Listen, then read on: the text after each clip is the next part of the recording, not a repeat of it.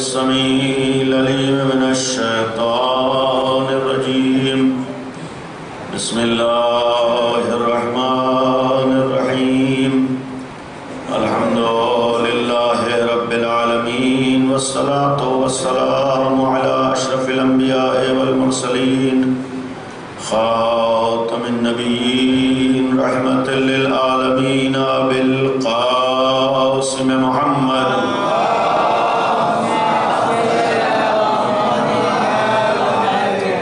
وآله الطيبين الطاهرين المعصومين المظلومين لا سيما أمير المؤمنين علي بن أبي طالب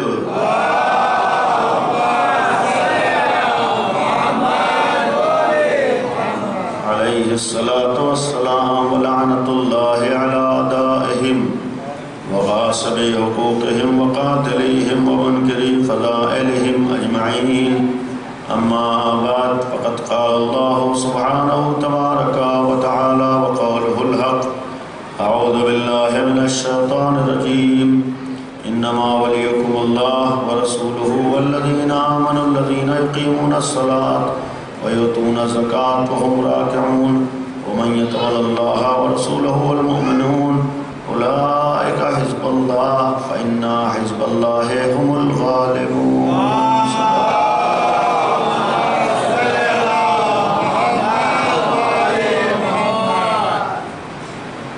کربلا اور تحفظ ولایت، اس عنوان پر جو آج آپ کے سامنے سلسلہ گفتگو کا آغاز ہونے جا رہا ہے،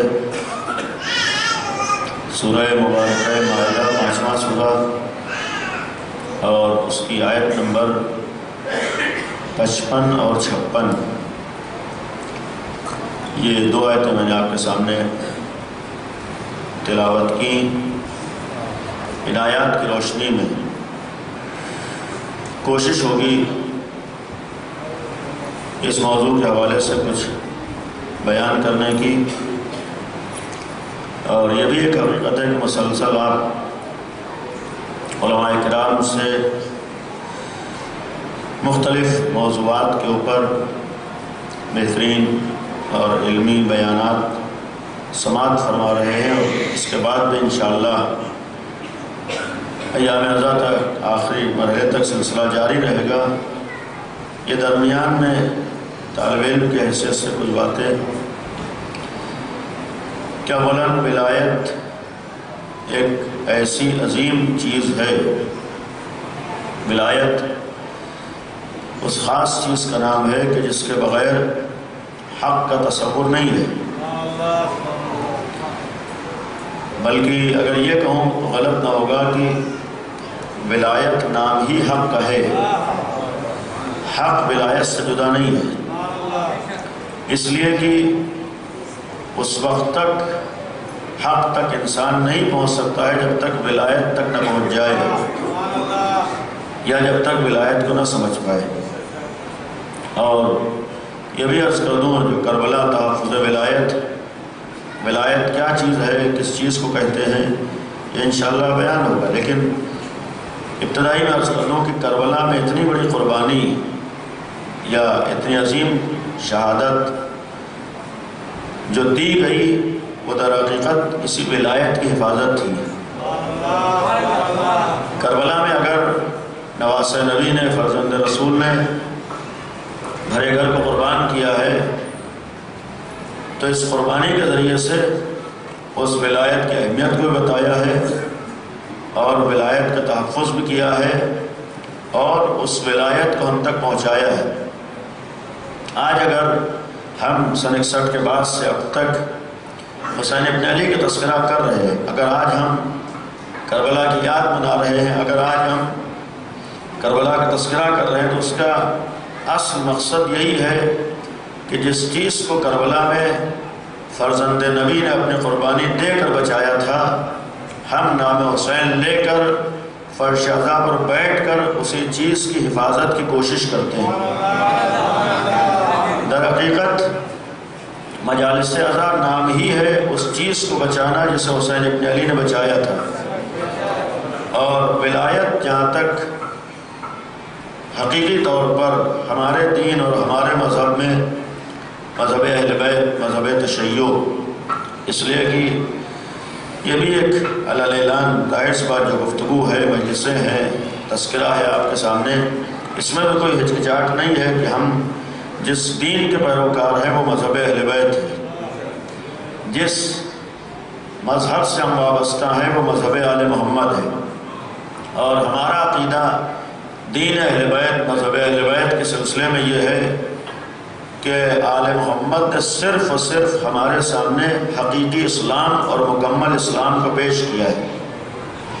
یہی گھرانہ وہ گھرانہ ہے کہ پیغمبر کے بعد جس نے اللہ کے نبی کے ذریعے لائے ہوئے اسلام کی حفاظت کی، یہی وہ افراد ہیں جنہوں نے پیغمبر اکرم کی زحمتوں اور مشقتوں پر پانی نہیں پھرنے دیا ہے۔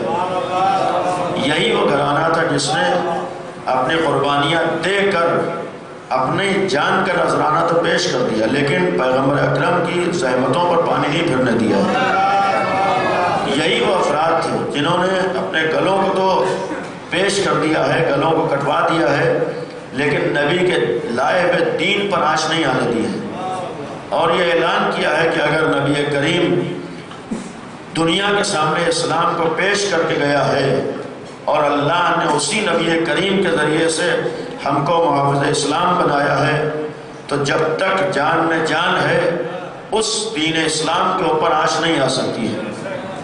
اور شاید یہی وجہ تھی کہ قربانی آل محمد کے بعد آل محمد نے اگر اس فرش عزا کا سلسلہ قائم کیا ہے، یہ مجالس عزا کا سلسلہ جاری کیا ہے، تو اس لیے کیا ہے کہ اگر آل محمد نے اپنی قربانیوں کے ذریعے سے اسلام کو بچایا ہے تو اس نام حسین پر دنیا کے سامنے صحیح اسلام پہنچتا رہے۔ اگر آل محمد نے اور کربلا میں حسین ابن علی نے اپنے جان کا نذرانہ پیش کر کے نبی کے لائے ہوئے اسلام کی حفاظت کی ہے، تو ہم بھی نام حسین لے کر اس صحیح اسلام کو پہچاننے کی کوشش کریں، اور پھر نام حسین پر دنیا کو وہ صحیح اسلام پہنچائے جو نبی کریم لے کر آیا تھا۔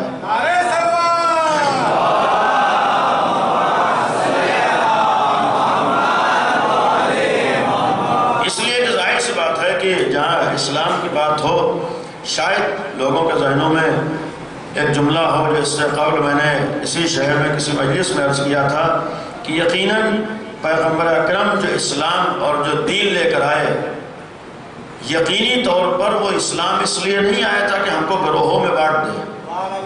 پیغمبر اس لیے ہمیں کوئی راستہ بتانے کے لیے نہیں آئے تھے کہ انسانیت الگ الگ فرقوں میں بٹ جائے۔ وہ نبی کریم اللہ کی جانب سے اس لیے نہیں آیا تھا کہ ہمیں الگ الگ مذہب میں تقسیم کر دے۔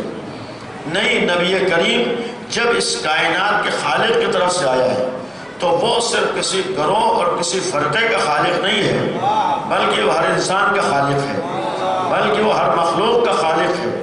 جب وہ ہر انسان کا خالق ہے، ہر مخلوق کا خالق ہے، تو اس خالق نے ہر مخلوق کی بھلائی کا انتظام بھی کیا ہے، اس خالق نے ہر مخلوق کی ہدایت کا انتظام بھی کیا ہے۔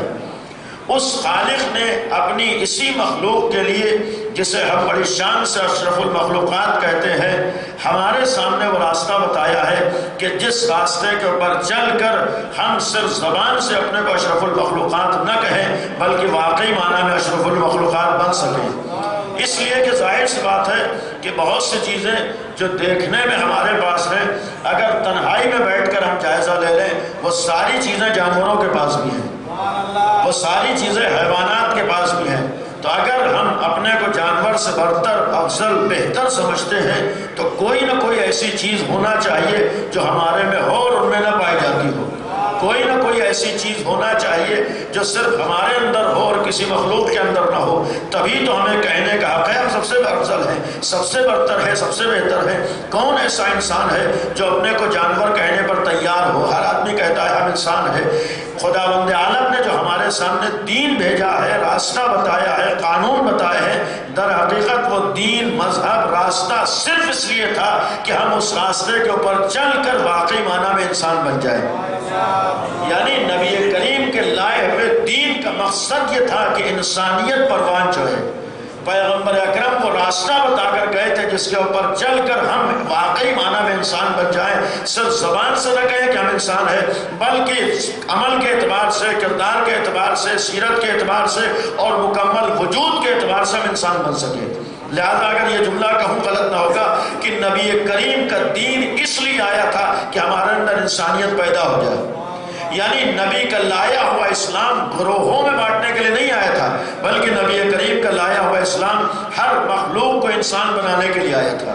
لہذا پیغمبر کا پہلا ہی جملہ کسی خاص گروہ، کسی خاص فرقے یا کسی خاص مسلک یا کسی خاص مذہب کے لیے نہیں تھا، بلکہ دنیا کے ہر اللہ کی مخلوق کو پیغام دیا تھا کہ جب وہ تمہارا خالق ہے تو آؤ اس خالق کے بتائے ہوئے راستے پر چلو تاکہ تمہارے اندر انسانیت پیدا ہو جائے. آؤ اس خالق کے بتائے ہوئے راستے کو اپناؤ تاکہ تم دوسری مخلوقات سے افضل ہو سکو. آؤ اس خالق کے بتائے ہوئے راستے کے اوپر چلو تاکہ تمہارے اندر انسانی کمالات پیدا ہو سکے.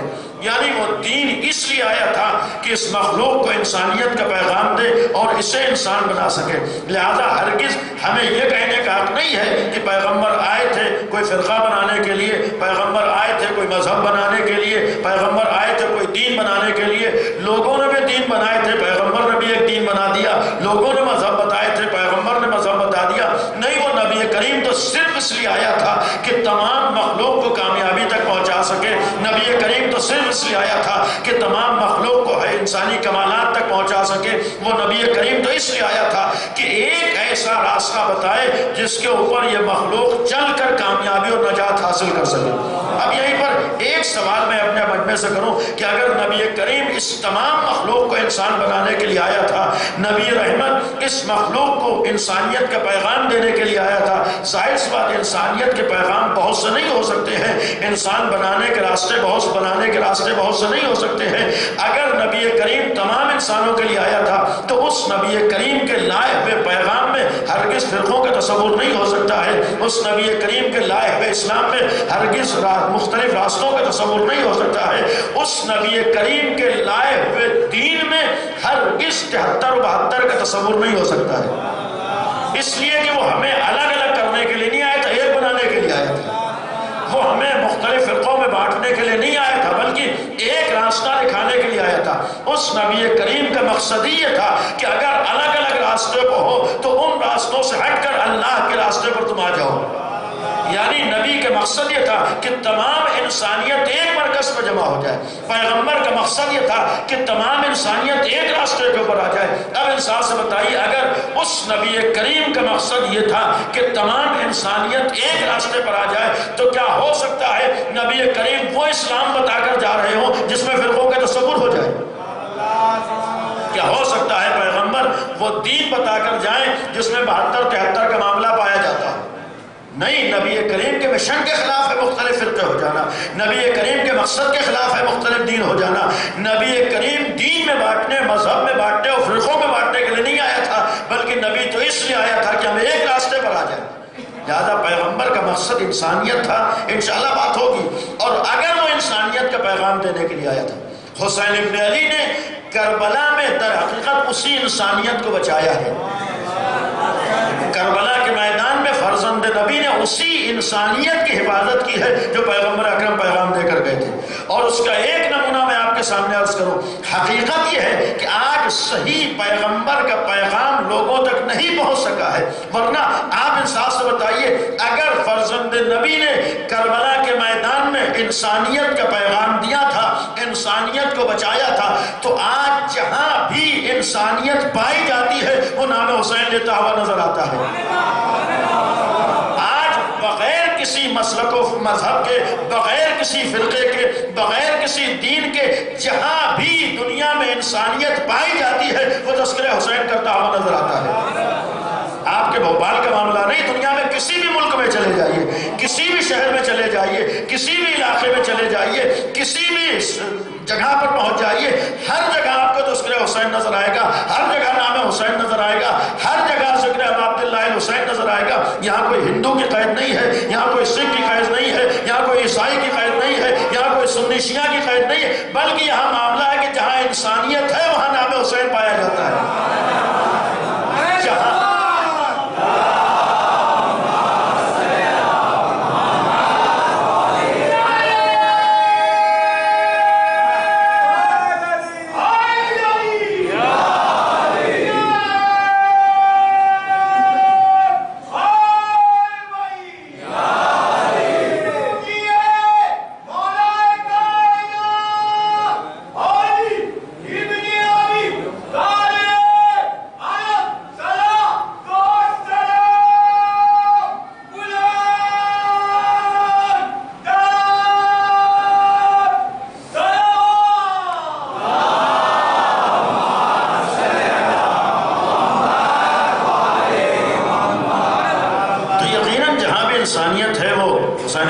کا تذکرہ کرتا ہے، حسین ابن علی کا ذکر مناتا ہے، عزاداری سید الشہداء میں شرکت کرتا ہے. ہو سکتا ہے کوئی کھڑا ہو کر کہے کہ بھائی فلاں جگہ تو مخالفت بھی ہوتی ہے، فلاں مخالفت بھی کرتا ہے، تو پھر یہ کا دعویٰ ہے کہ جہاں پہ انسانیت، اس کے لیے خود قرآن نے کہا ہے.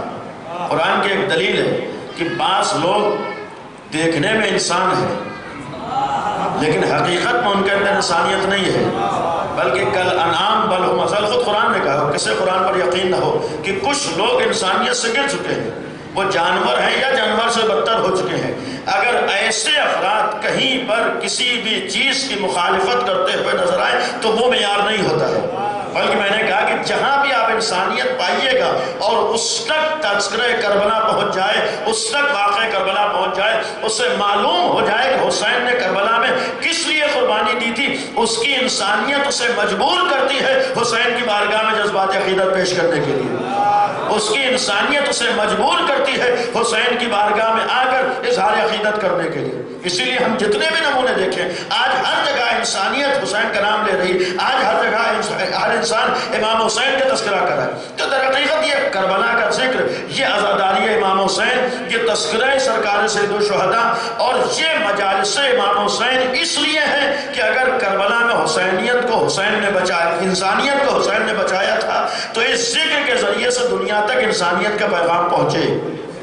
عزائے امام حسین اس لیے ہے کہ دنیا تک انسانیت کا پیغام پہنچے.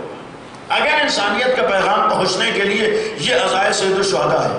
اور یہاں پر اپنے نوجوانوں کے لیے بھی عرض کرتا ہوں کہ جہاں تک عزاداری امام حسین کا معاملہ ہے، ذکر امام حسین کا معاملہ ہے، جب خیر آج مجبور ہے انسانیت کی بنیاد پر تذکرہ کربلا کرنے کے لیے، جب ہر انسان انسانیت کی بنیاد پر نام حسین لینے کے لیے مجبور ہے، تو جو حسین ابن علی کو ولی خدا مانتا ہو، کیا ممکن ہے وہ تذکرہ حسین نہ کرے؟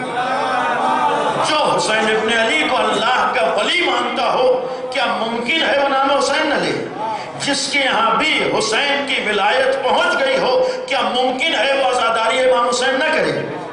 نہیں، ناممکن ہے کہ وہ تذکرہ امام حسین نہ کرے، وہ ناممکن ہے ذکر امام حسین نہ کرے، وہ ناممکن ہے ذکر ابو عبداللہ الحسین نہ کرے. یہی وجہ ہے کہ اگر واقعی حسین کا چاہنے والا ہے، واقعی آل محمد کا ماننے والا ہے اور اس تک ولایت آل محمد پہنچی ہے جسے ہم تشیع کہتے ہیں، جسے ہم شیعت کہتے ہیں، تو کیسا بھی شیعہ کیوں نہ ہو، جہاں بھی جاتا ہے سب سے پہلے عزائے امام حسین لے کے جاتا ہے.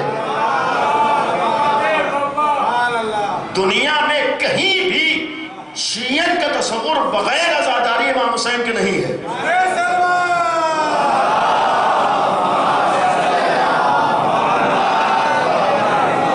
ظاہر سی بات ہے کہ جہاں بھی حسین کو ولی ماننے والے ہوں گے، آل محمد کے ماننے والے ہوں گے، یہ ہو ہی نہیں سکتا کہ وہ بغیر ذکر حسین اور عزاداری حسین کے رہ لیں. اس لیے کہ ایک حقیقت ہے کہ یہ بھی عزائے امام حسین کا جو ہمارے اور آپ کے لیے معاملہ ہے، ہمیں اتنا یقین ہے کہ عزاداری سید الشہداء ہمارے اور آپ کی وجہ سے نہیں ہے. عزاداری ہمارے اور آپ کی وجہ سے نہیں ہے. ایسا نہیں ہے کہ ہم نے مجلس پڑھی ہے تب مجلس ہوئی ہے، ایسا نہیں ہے کہ آپ شریک ہوئے ہیں تب مجلس ہوئی ہے، ایسا نہیں ہے کہ آپ نے جیب سے کچھ خرچ کیا ہے تب ذکر حسین ہوا ہے.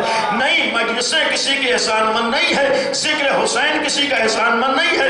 ایسا نہیں ہے کہ عزاداری کسی کی وجہ سے ہو، بلکہ ہمارا عقیدہ تو یہ ہے کہ اگر ہم ہیں تو اسی عزاداری کے صدقے میں ہے. آج ہماری پہچان تو ذکر امام حسین ہے، آج ہماری شناخت تو ذکر ابو عبداللہ الحسین ہے. ہم نے عزاداری کو نہیں بچایا ہے، بلکہ اس پوری تاریخ میں عزائے امام حسین نے ہم کو بچایا ہے. آج ہماری پہچان تو نام حسین ہے، آج ہماری پہچان تو ذکر ابو عبداللہ الحسین ہے. آج تو عزائے امام حسین ہو سکتا ہے کوئی عزاداری کرنے والا خود اس کی اہمیت کا اتنا زیادہ اندازہ نہ لگا پاتا ہو جتنا عزاداری اس کے لیے اہمیت کی حامل ہے. کیونکہ معاملہ یہ ہوتا ہے، کبھی کبھی انسان جب کسی نعمت کے درمیان زندگی گزارتا ہے، صحیح طور پر اس کی اہمیت کو نہیں سمجھ پاتا ہے، صحیح طور پر اس کی اہمیت کا اندازہ نہیں ہو پاتا ہے. اس کی ایک مثال جوان بھائیوں کے لیے دے دوں کہ مچھلی کی حیات، مچھلی کی زندگی پانی میں ہے، لیکن جب تک مچھلی پانی کے اندر رہتی ہے، ہو سکتا ہے اسے خود نہ معلوم ہو یہ پانی ہمارے لیے کتنا ضروری ہے. شاید اسے احساس نہ ہو کہ یہ پانی کتنا ضروری ہے. جب یہی مچھلی پانی سے باہر آتی ہے تب اسے پتا چلتا ہے کہ پانی ہمارے لیے کتنا ضروری تھا. یہی معاملہ ہمارا اور عزائے امام حسین کا بھی ہے.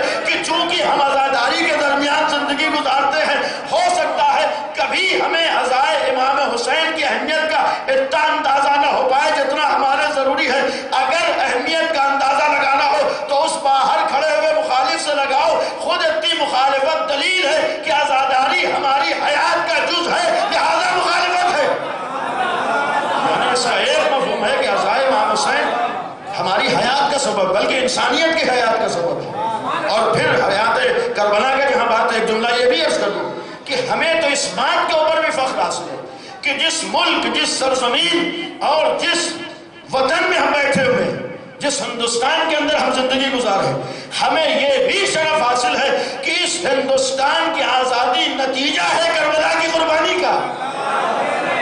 اس لیے کہ ظاہر سی بات ہے کسی غیر نہیں، بلکہ جس نے اس ملک کو آزادی دلائی ہے، جس نے اس ملک کو آزاد کیا ہے، جس نے اس ملک کو غلامی سے نجات دی ہے، اس نے خود ایک جملہ کہا تھا کہ میں نے ہندوستان کو آزادی دے کر کوئی نیا کام نہیں کیا ہے، کوئی نیا کارنامہ انجام نہیں دیا ہے، بلکہ میں نے کربلا کو پڑھا ہے، حسین کی قربانی کو نگاہوں میں رکھا ہے، کربلا کو پڑھ کر میں نے ہندوستان کو انگریزوں سے آزاد کرایا ہے۔ یہ خود کون کہہ رہا ہے؟ یہ مہاتما گاندھی کا جملہ ہے، یہ خود پیغام دے گئے۔ گویا ہندوستان بھی اگر آزاد ہے تو کربلا کے نتیجے میں ہے، اگر ہندوستان کو آزادی ملی ہے تو یہ بھی عزائے امام حسین کے نتیجے میں ہے، اگر ہندوستان میں ہم آزادی سے سانس لے رہے ہیں تو یہ بھی آزاداری امام حسین کے صدقے میں ہے۔ خود آزاد کرنے والا جب یہ جملہ کہہ رہا ہے تو یقیناً عزائے امام حسین ہمارے لیے اہمیت کی حامل ہے، ہماری زندگی کا حصہ ہے۔ اور یہ بھی عرض کر دوں کہ عزاداری کے سلسلے میں کسی کے ذہن میں یہ تصور نہیں ہے کہ عزاداری ہماری وجہ سے، بلکہ ہر مومن یہ یقینہ رکھتا ہے کہ ہم عزاداری کی وجہ سے۔ اور یہ بھی یقین ہے کہ جہاں حسین ابن علی کا معاملہ ہو، جہاں آل محمد کا معاملہ ہو، جہاں اللہ کے ولیوں کا معاملہ ہو، جہاں اللہ کے خاص بندوں کا معاملہ ہو، وہاں اگر انسان کچھ بھی کرتا ہے تو اپنی طرف سے نہیں کرتا ہے۔ اتنا یقین ہمیں ہے کہ اگر ہم حسین کا نام لے رہے ہیں، اگر ذکر حسین کر رہے ہیں، اگر عزاداری امام حسین کر رہے ہیں تو یہ ہمارا کارنامہ نہیں ہے، یہ ہم نے کوئی تیر نہیں مارا ہے، بلکہ اگر ہم عزاداری امام حسین میں شریک ہوئے ہیں اس وقت شریک ہوئے ہیں جب اللہ نے توفیق دی ہے، جب اللہ نے توفیق دی ہے تب شریک ہوئے ہیں۔ لہذا ہر اہل بیت کا چاہنے والا، اور یہی وجہ ہے کہ اگر آپ پوری خاص کر تشیع کی تاریخ پڑھیے کہ اگر حسین کا چاہنے والا کہیں بھی گیا ہے عزائے امام حسین کو لے کر گیا ہے، چاہے اس کے پاس کچھ نہ رہا ہو لیکن عزاداری امام حسین رہی ہے، چاہے اس کے دامن میں کچھ بھی نہ رہا ہو تب بھی اس نے ذکر حسین کیا ہے۔ جس ملک میں، جس شہر میں، جس جگہ پر بھی کوئی حسین کا ماننے والا پہنچا ہے تو سب سے پہلے اس نے نام حسین لیا ہے۔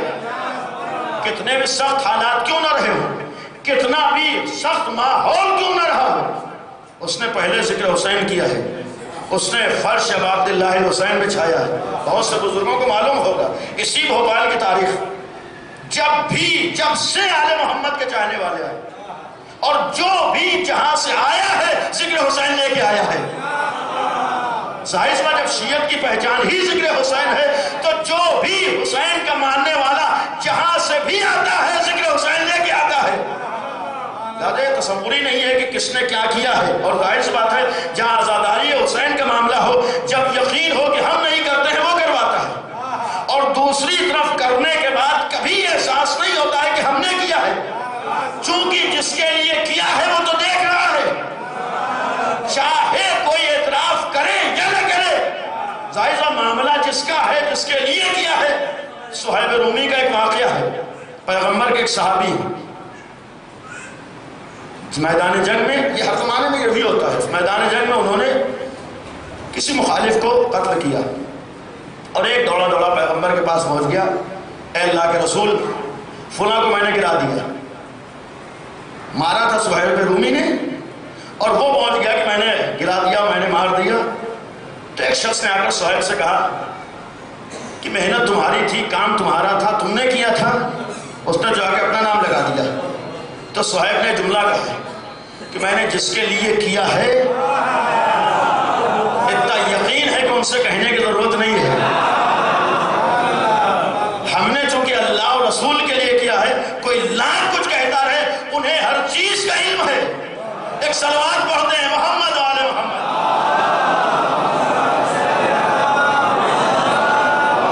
دوسری چیز یہ بھی ہے کہ عزائے امام حسین کا جو مقصد ہے، بہت سی چیزیں ہیں، انسانیت کا پیغام ہے، انسانیت کا پیغام دیا ہے، لیکن ایک پیغام جو امام حسین نے ہم سب کو دیا ہے اور سب سے اہم پیغام شاید کربلا کا یہ بھی ہے کہ کربلا میں 72 افراد شہید ہوئے. مشہور ہے کہ 72 شہداء تھے، 72 لوگ شہید. ورنہ تاریخ میں مختلف تعداد ہے، 72 زیادہ بھی ہے، بہت سی تعداد بیان کی، لیکن جو مشہور ہے 72 ہے. اور پھر اگر ان 72 کی ہم تاریخ پڑھیں، ان 72 افراد کا جائزہ لیں، ایسا نہیں ہے کہ کربلا سے پہلے 72 ایک رہے ہوں. ایسا نہیں ہے کہ کربلا سے پہلے 72 ایک رہے ہوں. یہاں تک ہے کہ یہ 72 جو آج حسین کے ساتھ شہید ہوئے ہیں الگ الگ مذہب پہ تھے، الگ الگ فرقے کے تھے، الگ الگ مسلک کے تھے، الگ الگ نظریات کے تھے. آپ تاریخ پڑھی، الگ الگ نظریات کے ہیں، الگ الگ دین کے تھے، بعض لوگ الگ الگ مذہب سے آئے ہوئے ہیں. لیکن کربلا کا ایک بہت بڑا معجزہ یہ تھا، جو کربلا سے پہلے الگ الگ تھے، حسین نے کربلا میں لا کر ان 72 کو ایک بنا دیا تھا. اب کربلا کے بعد دیکھنے میں تو 72 ہیں، لیکن سب کا نظریہ ایک ہے، سب کی فکر ایک ہے، سب کی سوچ ایک ہے، سب ایک راستے پر ہیں. گویا کربلا کا ایک بہت بڑا پیغام یہ بھی ہے کہ اگر کربلا سے باہر الگ الگ نظریات ہوں، الگ الگ آرا ہو، الگ الگ اختلافات پائے جاتے ہوں، تو کربلا میں آ کر وہ ساری دوریاں ختم ہو جاتی ہیں. اگر فرش اعضا نام ہے اس کربلا کی یاد کو منانے کا، تو اس فرش اعضا کا سب سے بڑا مقصد ہی ہے کہ اگر فرش اعضا سے باہر اختلافات پائے جاتے ہوں، الگ الگ نظریات پائے جاتے ہوں، الگ الگ دوریاں پائی جاتی ہوں، تو جب حسین کا چاہنے والا فرش اعضا پر بیٹھتا ہے تو یہی عہد کر کے بیٹھتا ہے کہ اگر حسین نے 72 کو ایک بنایا تھا تو ہم بھی فرش اعضا پر بیٹھ کر یہ احساس لے کر اٹھیں گے کہ ہر حسینی ہمارا اپنا ہے. ہمارے اور کسی حسینی میں اختلاف کا تصور ہی نہیں ہے. اس لیے کہ جب کربلا کا پیغام ہی ایک کرنا ہے، کربلا کا پیغام ہی اتحاد تھا، تو آج ہمارا کربلا کا مقصد یہ بھی ہے کہ ہم ایک راستے پر آ جائیں. اور تمام انسانیت کے لیے بھی عرض کروں کہ واقعاً اگر انصاف سے جائزہ لیں، پوری دنیا میں کوئی ایسا ذکر، کوئی ایسی جگہ، کوئی ایسا مرکز نہیں ہے جہاں سارے مذاہب نظر آتے ہوں. پوری ذمہ داری سے کہوں کہ دنیا میں جتنے بھی نام مقدس ہیں، محترم ہیں، اپنی جگہ پر بہت سی جگہ مرکز محترم ہے، لیکن پوری دنیا میں کوئی ایسا نام نہیں ہے جہاں ہر مذہب والا دکھائی دیتا ہو، جہاں ہر فرقے والا دکھائی دیتا ہو، جہاں ہر مسلک والا دکھائی دیتا ہو.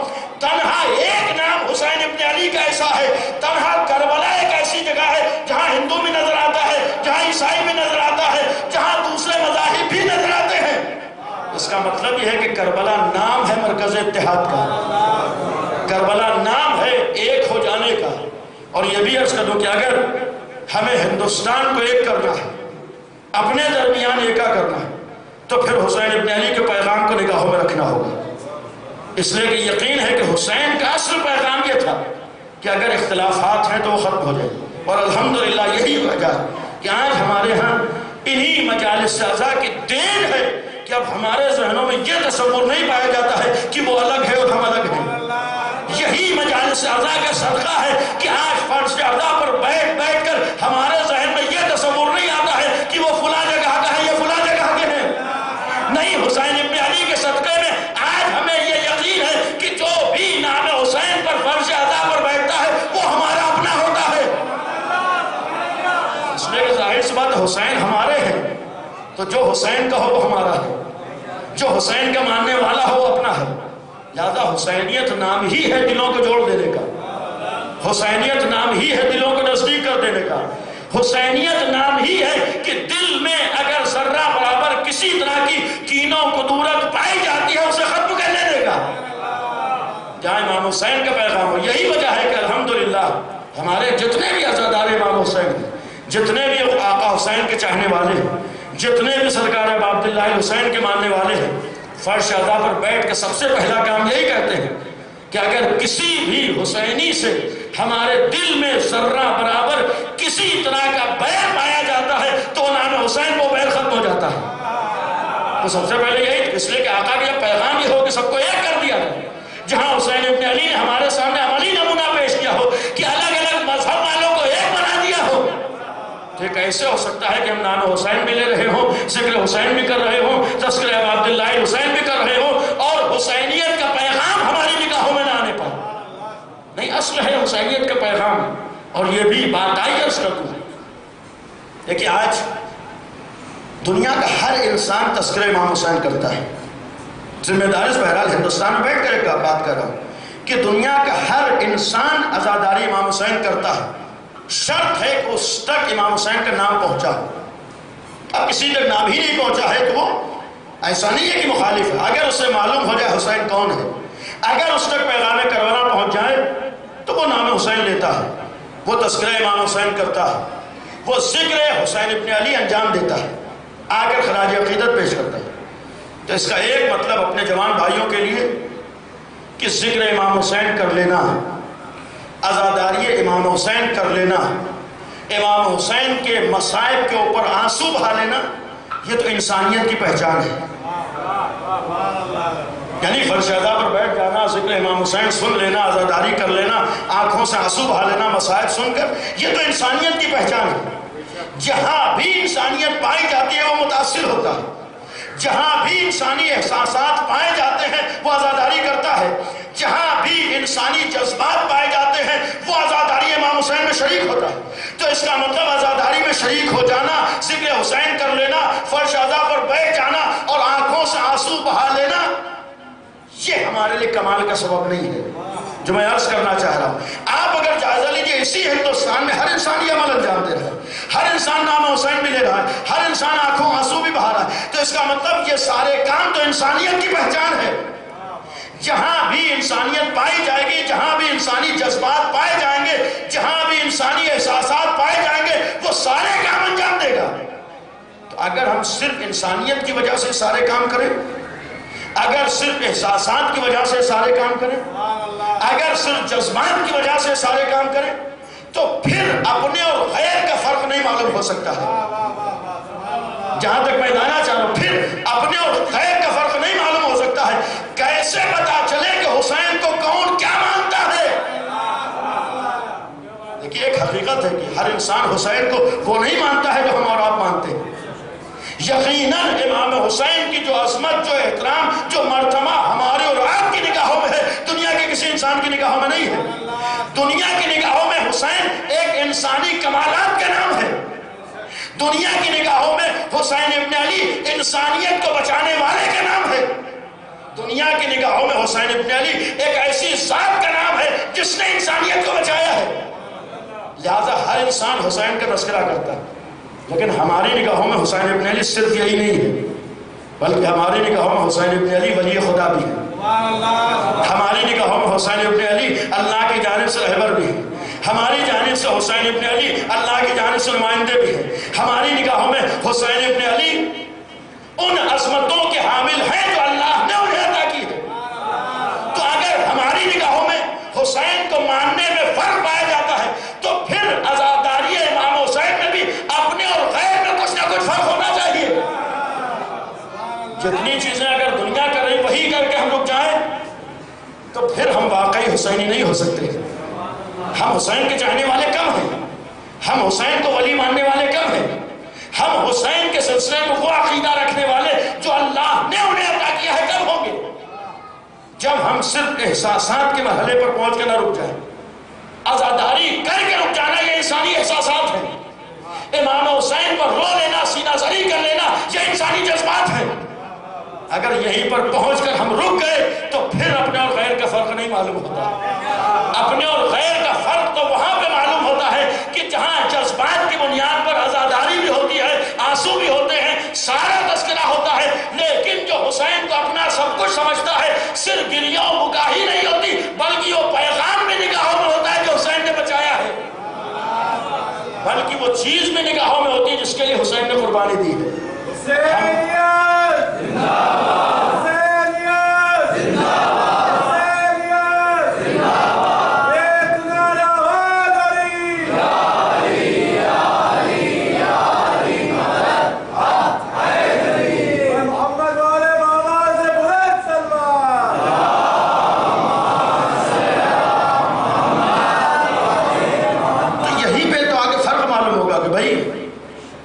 آنسو بہا لینا یہ تو جذبات کا معاملہ ہے، گریہ کر لینا یہ تو انسانیت کی پہچان ہے، اور حسین ابن علی کو خراج عقیدت پیش کر دینا، یہ تو انسان کسی کا احسان مند ہو تو انسانیت کی بنیاد پر اس کا احسان چکانے کی کوشش بھی کرتا ہے۔ ظاہر سی بات جس نے انسانیت بچائی، بالخصوص دائرہ اسلام میں آنے کے بعد آج اگر ہمیں یہ یقین ہو کہ اگر حسین کی قربانی نہ ہوتی تو اسلام باقی نہ رہتا، اگر حسین ابن علی کی قربانی نہ ہوتی تو انسانی کمالات نہ ہوتے، اگر حسین ابن علی کی قربانی نہ ہوتی تو اللہ کی ولایت نہ ہوتی، اگر حسین ابن علی کی قربانی نہ ہوتی تو لا الہ الا اللہ نہ ہوتا، اگر حسین ابن علی کی قربانی نہ ہوتی تو یہ فرق ہی نہ معلوم ہوتا حقیقی اسلام کیا ہے اور یزید والا اسلام کیا ہے۔ یہ تو حسین ابن علی نے فرق بتایا ہے، یہ تو حسین ابن علی نے قربانی دے کر بتایا ہے کہ نبی کا لایا ہوا اسلام کون سا ہے اور یزید کے مزاج والا اسلام کون سا ہے۔ یہ اگر کربلا نہ ہوتی تو معلوم ہی نہ ہوتا IS کون ہے اور حقیقی مسلمان کون ہے۔ یہ تو کربلا ہی پہچانواتی ہے، یہ تو ذکر حسین ہی بتاتا ہے، یہ تو تذکرہ کربلا ہی بتاتا ہے کہ آؤ پہچانو کہ حقیقی مسلمان کسے کہتے ہیں اور دشمن مسلمان بنام مسلمان کسے کہتے ہیں۔ حسین ابن علی نے یہی تو پیغام دیا تھا کہ اگر تم واقعی اس اسلام تک پہنچنا چاہتے ہو، واقعی انسانیت کے مذہب کو پہچاننا چاہتے ہو تو پہلے آؤ حسین ابن علی کو پہچانو، تب تمہیں معلوم ہوگا حقیقی اسلام کیا ہے۔ اس لیے کہ حسین کے مقابلے پر آنے والا بھی اپنے کو مسلمان ہی نہیں بلکہ حاکم اسلامی بھی کہہ رہا ہے۔ حسین نے اتنی بڑی قربانی کیوں دی تھی؟ اس لیے بھی دی تھی کہ اب دنیا دھوکے میں نہ رہے کہ جو بھی اپنے کو مسلمان کہتا ہے وہ واقعی مسلمان ہوتا ہے۔ یہ تو فرش عزا بتا رہی ہے، تو ذکر حسین بتا رہا ہے، یہ تو کربلا کے تذکرہ بتا رہا ہے کہ ہر مسلمان کہنے والا مسلمان نہیں ہوتا ہے، ہر لباس پہن لینے والا مسلمان نہیں ہوتا ہے، ہر داڑھی بڑھا لینے والا مسلمان نہیں ہوتا ہے، ہر زبان سے لا الہ الا اللہ کہہ لینے والا مسلمان نہیں ہوتا ہے، ورنہ سب سے بڑا مسلمان تو یزید تھا۔ حسین نے کیا پیغام دیا ہے کہ یزید تو ہماری نگاہوں میں مسلمان بہت دور کی بات ہے، انسان کہنے کے لائق بھی نہیں ہے۔ یہ تو گویا آج بھی پیغام ہے کہ اگر یزید کے پیروکار مسلمان پائے جاتے ہوں، اگر یزید کی پیروی کرنے والے مسلمان دکھائی دیتے ہوں، اگر یزید کی طرح سے قتل و غارت گری کرتے ہوئے کچھ افراد جو زبان پر لا الہ الا اللہ لا رہے ہوں دکھائی دیتے ہوں، تو حسین نے پیغام دیا ہے کہ ان افراد کے دھوکے میں نہ آ جانا، ان افراد سے دھوکہ نہ کھا جانا، یہ نہ سوچ لینا یہی مسلمان ہے، یہ نہ سوچ لینا یہی اسلام ہے، نہیں کربلا تک آؤ تب معلوم ہوگا اسلام کسے کہتے ہیں۔ یزید جیسوں کا مقصد ہی ہے کہ اپنے عمل سے اسلام کو مٹایا جائے۔ یزید جیسے افراد اسی لیے آتے ہیں، اس لیے دہشت گردی کرتے ہیں، اس لیے قتل و غارت گری کرتے ہیں، اس لیے بے گناہوں کا خون بہاتے ہیں۔ ظاہر بات جب مسلمان ہو کے یہ کام کریں گے تو لوگوں کی نگاہوں سے کسی یزید جیسے کا کردار ختم نہیں ہوگا بلکہ عظمت اسلام ختم ہوگی۔ اس لیے یزید اٹھاتا کہ ہم اسلام کو ختم کر دیں، اسلام کو مٹا دیں، اور دنیا میں آج بھی یزید کے پیروکار نظر آتے ہیں۔ تو یہ کربلا پیغام دیتا ہے کہ ایسوں سے ہم دھوکہ نہ کھائیں، ایسوں سے ہوشیار ہے۔ اور ولایت کا ایک مفہوم صرف خاص جذبات میں آ کر کوئی عمل انجام دے دینا نہیں ہے۔ اور کل سے یہاں سے آگے بات گفتگو ہوگی کہ ولایت، میں نے کہا کربلا میں ولایت بچائی گئی۔ آج ہمارا شیعہ ہو کر یہ عقیدہ ہے کہ دنیا میں اللہ کے علاوہ کوئی ولی نہیں ہے۔ ہمارا عقیدہ یہ ہے کہ اگر کوئی روئے زمین پر کائنات میں واقعی ولی ہے تو صرف خدا کی ذات ہے۔ ہم اللہ کے علاوہ کسی کو ولی نہیں مانتے۔ ہماری نگاہ میں اللہ کے علاوہ کوئی ولی نہیں۔ وجہ کیا ہے؟ چونکہ ہمیں قرآن پر یقین ہے، اور جب قرآن پر یقین ہے تو جو قرآن کہے ہم اسے مانتے ہیں۔ جب قرآن کو ہم نے مانا ہے، ہم نے زبانی دعویٰ نہیں کیا ہے کہ قرآن ہمارے لیے کافی ہے، بلکہ جو کچھ قرآن میں ہے اس کو ہم نے مانا ہے۔ ورنہ دعویٰ کر دینا تو بہت آسان ہے، کہہ دینا تو آسان ہے، لیکن مان لینا۔ اور قرآن نے کہا کہ اللہ کے علاوہ کوئی ولی نہیں۔ ولایت تو اللہ کی ملکیت ہے، ولی تو صرف اللہ ہے۔ ذاتی طور پر ولایت تو اللہ کا حق ہے، اللہ کے علاوہ کسی کا حق نہیں ہے۔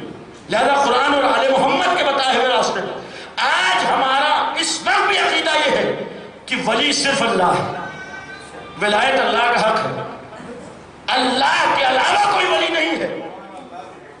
اللہ کو ماننے والے ہونے کا مطلب یہ ہے کہ ہم یقین کر لیں ولی صرف اللہ ہے، اور قرآن یہ بتا رہا ہے انما ولیکم اللہ، کہ تمہارا ولی صرف اللہ ہے، ولایت اسی سے مخصوص ہے۔ اب اللہ کو ماننے کا ایک مقصد یہ ہے کہ جو بھی اللہ کہے وہ تمہیں مان لو۔ اللہ کو ولی ماننے کا مطلب یہ ہے کہ جو اللہ کہے وہ مانو، جو اللہ منوائے اس کے آگے سر کو جھکاؤ۔ یہ نہ ہو کہ زبان سے تو اللہ اللہ ہے لیکن عمل کوئی اللہ والا نہ ہو۔ اللہ کو اگر ولی مانا ہے تو پھر جو اللہ کہے وہ ماننا پڑے گا۔ تو ہمارا عقیدہ یہ کہ اللہ صرف ولی اللہ ہے۔ اگر ولایت کسی کا حق ہے تو صرف اللہ کا ہے، ملکیت کسی کی ولایت ہے تو صرف اللہ کی، کسی کی ذات سے ولایت مخصوص ہے تو صرف خدا کی ذات ہے۔ اللہ کے علاوہ کسی کو ولایت کا حق نہیں ہے، اللہ کے علاوہ ولایت کسی کی ملکیت نہیں۔ اب یہ اور بات ہے کہ جب ولایت اللہ کا حق ہے تو اللہ چاہے اپنے پاس رکھے یا کسی کو عطا کر دے۔ یہ ظاہر سی بات ہے کہ جس کی ملکیت ہے اب اسی کو اختیار ہے، چاہے اپنے پاس رکھے یا کسی کو عطا کر دے۔ چونکہ ہم نے اللہ کو مانا ہے لہذا اس کو ولی بھی مانا تھا، جس کو اس نے ولی بتایا ہے ہم نے اسے تسلیم کیا ہے۔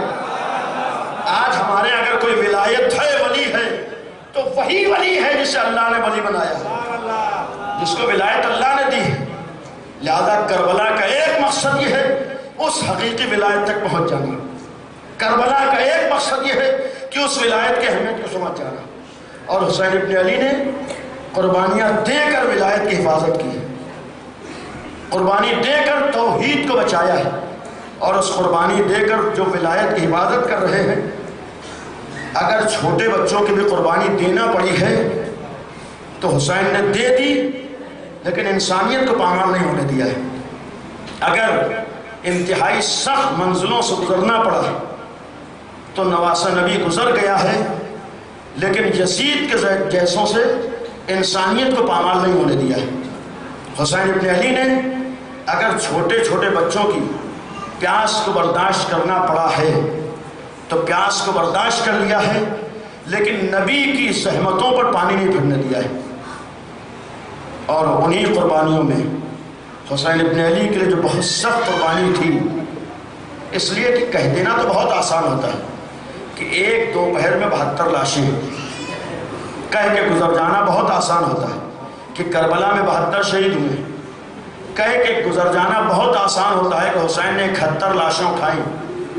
لیکن کسی وقت اگر ہم غور کریں کہ اگر ایک دن میں ایک ہی گھر سے 72 لاشیں اٹھیں تو عالم کیا ہوتا ہے، انسان کے دل پہ کیا گزرتی ہے۔ کربلا کی قربانیاں دلیل ہیں کہ وہ انسانیت جسے ولایت پیش کرے یا حقیقی ولایت کس حد تک اہمیت رکھتی تھی کہ حسین جیسی عظیم الشان ذات اپنا بھرا گھر قربان کرنا برداشت کر لیں گے لیکن انسانیت میں آنچ نہیں آنے دیں گے۔ حسین ابن علی اپنے بچوں کی قربانی برداشت کر لیں گے لیکن اللہ کی ولایت میں آنچ نہیں آنے دیں گے۔ آج اگر ہماری آنکھوں میں آنسو ہیں، آج اگر ہمارے سامنے مصائب کربلا ہے تو اس کی ایک وجہ یہ بھی ہے کہ جن مصائب کی منزلوں سے حسین گزرے ہیں، پوری انسانی تاریخ میں اتنے مصائب کو انسان برداشت نہیں کر سکتا ہے۔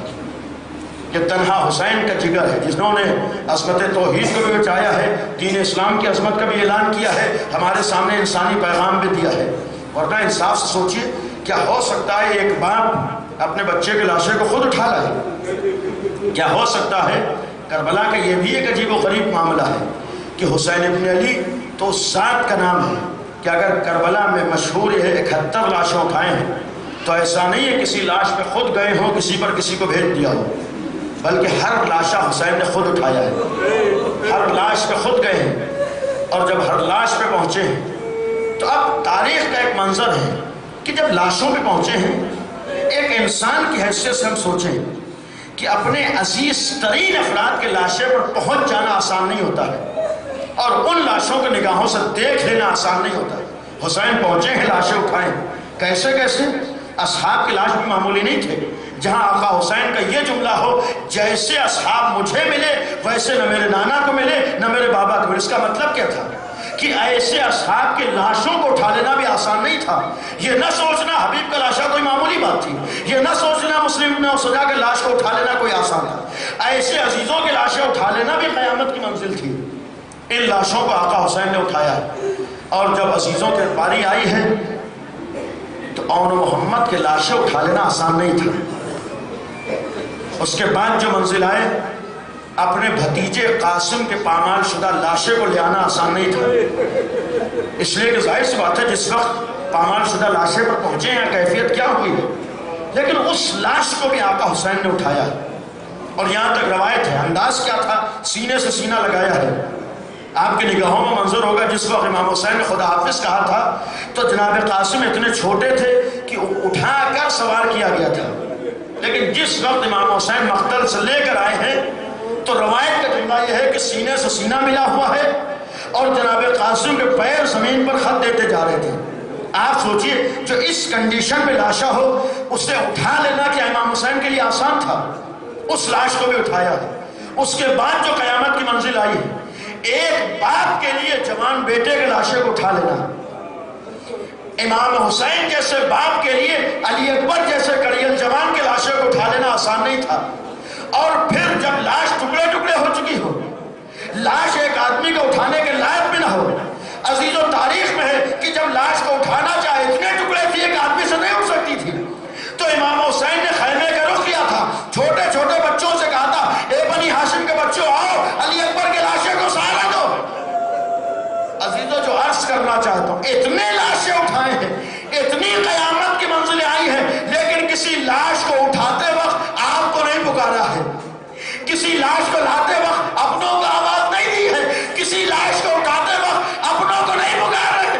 کربلا میں ایک لاشا ایسا ہے جب حسین نے لاشے کو اٹھایا تھا آواز دیتے ہیں اے چاہنے والوں کاش تم کربلا کے میدان میں ہوتے اور وہ منظر دیکھتے تمہارے مولا کے ہاتھوں پہ 6 مہینے کے بچے کا لاشا ہو. عزیزو یہ لاشا کتنا سنگین تھا، یہ لاشا کتنا سخت تھا. جن آقا حسین نے 70 لاشیں اٹھا لیے، کسی لاش کو اٹھاتے وقت اپنوں کو نہیں پکارا. لیکن جب 6 مہینے کے بچے کا لاشا اٹھایا تو اس کو آواز دیتے اے چاہنے والوں کاش کربلا میں ہوتے.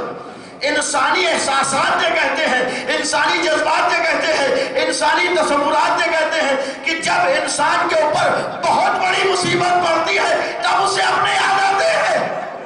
ذرا سوچو حسین نے کس کس لاش کو اٹھایا تھا لیکن اپنوں کو نہ پکارا. ہاں یہ 6 مہینے کے بچے کا لاشا کتنا سخت تھا کہ اپنے یاد آ گئے.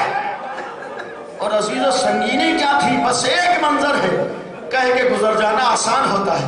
ہم کسی وقت تنہائی میں بیٹھ کے سوچیں، آپ بھی صاحب اولاد ہیں، ماؤں کے آغوشوں میں بچے ہیں، اللہ ان آغوشوں کو سلامت رکھے، اللہ آپ کے بچوں کو سلامت رکھے. ذرا سوچئے ایک باپ یا ماں کے سامنے 6 مہینے کے بچے کا چلا جانا آسان نہیں ہوتا ہے، اور وہ بھی کس کیفیت میں گیا ہو. 3 دن کا پیاسا بچہ ہو.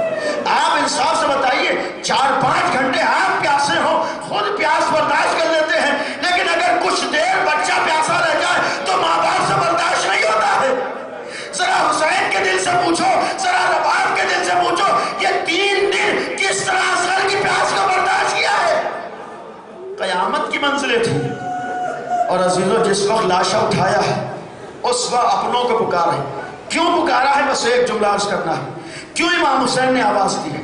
کس لیے جملہ کا لیتکم فی یوم عاشورا جمیعا، کاش تم کربلا کے میدان تم سب ہوتے، تنظرونی دیکھتے کیف استسقی لطفلی فابوا یرحمونی، کہ میں اپنے بچے کے لیے پانی مانگ رہا تھا لیکن اس کمسن بچے پر بھی رحم نہ کھایا گیا. امام حسین کے ہاتھوں پر جو منظر آیا ہے، ایک باپ کے ہاتھوں پر 6 مہینے کا بچہ شہید کر دیا جائے، وہ بھی 3 بھال کا تیر ہو، 6 مہینے کا بچہ ہو.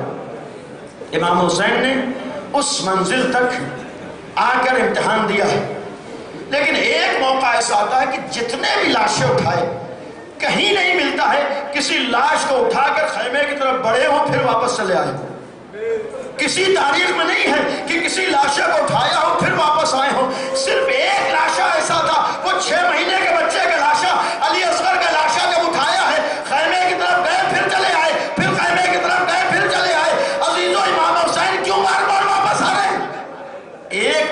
جناب مختار نے جب قاتلین کربلا سے بدلہ لیا ہے تو ایک قاتل سے یہ بھی پوچھا تھا کہ تم نے کیا ظلم اٹھایا ہے، اور ایک سوال یہ کرتے تھے کیا کسی منظر کو دیکھ کے تم بھی روئے ہو؟ اتنی مصیبتیں تم نے اٹھائی، کیا کسی کو دیکھ کر تمہارا دل متاثر ہوا ہے؟ کیا کوئی منظر دیکھ کر تمہارے آنکھوں سے آنسو آئے ہیں؟ جب ایک شخص کو مختار نے بلایا، اس سے سوال کیا کیا کوئی ایسا منظر تھا جس کو دیکھ کے تم بھی روئے ہو؟ اس نے کہا اے مختار، کربلا میں قیامت کی منزلیں تھی، کسی منظر کو دیکھ کے میں تو نہیں رویا ہوں، میرے آنکھوں سے آنسو نہیں آئے ہیں، لیکن صرف ایک منظر ایسا تھا جس کو جب میں نے دیکھا میں بھی رو دیا، میری آنکھوں سے آنسو آ گئے۔ مختار تڑپ گئے، ظالم وہ کون سا ایسا منظر تھا جس نے تجھے رلا دیا ہے؟ کون سی ایسی مصیبت تھی جس سے تیری آنکھوں میں آنسو آ گیا؟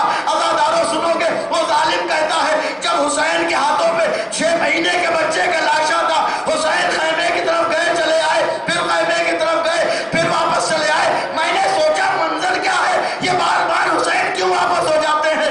ایک دفعہ میری نگاہ در خیمہ پہ چلی گئی، میں نے در خیمہ پہ منظر کیا دیکھا، ایک نقاب پوش بی بی کھڑی ہے، میں دیکھ کے تڑپ گیا۔ شاید حسین یہی تو سوچتے ہوں گے، اس ماں تک کیسے بچوں کو پہنچاؤں؟ ہائے میں باپ ہوں، میں نے بچے کی شہادت کو دیکھ لیا، لیکن وہ دکھیاری ماں جس رباب کا اصغر جیسا بیٹا ہو، وہ رباب اپنے اصغر کی شہادت کو کیسے دیکھے گی؟ عزیزو جب ظالم رو رہا ہو ذرا حسین کے دل سے پوچھو، ذرا رباب کے دل سے پوچھو۔ عزیزو حسین در خیمہ پر آئے، بس رباب نے ایک جملہ کہا، یا بنیا امثلک ینہر، اے میرے لال اصغر، مجھے نہیں معلوم تھا تیرے سن کے بچوں کو ذبح کر۔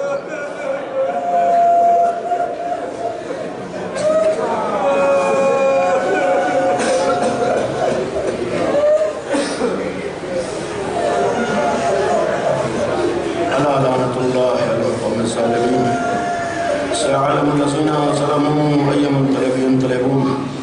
خدایا ہماری اس عبادت کو قبول فرما، خدایا اس فرش ازا کا واسطہ ہے ہم سب کو صحیح طور پر دین و شریعت کو سمجھنے اور پہچاننے کی توفیق عطا فرما۔ پروردگارہ فرش ازا کا واسطہ ہے، ذکر حسین کا واسطہ ہے، ہم سب کو صحیح معنی میں حسینی بننے کی توفیق عطا فرما۔ پروردگارہ باپ اللہ حسین کا واسطہ ہم سب کو صحیح معنی میں ولایت کو سمجھنے کی توفیق عطا فرما۔ پروردگارہ اس ذکر کا واسطہ ہے، آقا حسین کا واسطہ ہے، ہمارے درمیان اتحاد و اتفاق کی توفیق عطا فرما۔ خدایا ہمارے دلوں میں کسی بھی طرح کی کدورت کینہ کسی بھی مومن کی طرف سے خدایا ولایت علی کے صدقے میں ہمارے دل کو ہر مومن سے پاک و صاف فرما۔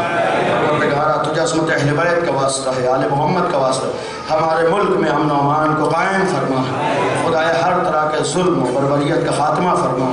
پروردگارہ تجھے عظمت آل محمد کا واسطہ ہے، جو مومنین کربلا کی زیارت کی تمنا رکھتے، خدایا حاضرین کے دلوں میں جس کے دل میں بھی کربلا مقدسہ کی زیارت ہے، جو اربعین کی زیارت پر جانا چاہتے، خدایا حسین ابن علی کے صدقے میں ان سب کو کربلا کی زیارت سے مشرف فرما۔ خدایا جو زائرین حسین کربلا کی طرف رواں دواں ان سب کی جان مال عزت و ناموس کی حفاظت فرما۔ پروردگارہ تجھے آل محمد کا واسطہ ہے، عظمت اہل بیت کا واسطہ ہے، ہماری ماؤں بہنوں کو حجاب و پردے کی توفیق عطا فرما۔ پروردگارہ ہم سب کو علم و عمل کی توفیق عطا فرما۔ پروردگارہ تجھے آل محمد کا واسطہ ہے، اہل بیت کا واسطہ ہے، اپنی آخری حجت امام یاسر کے ظہور میں تعجیل فرما، ہم سب کو امام کے ناصر و شمار فرما۔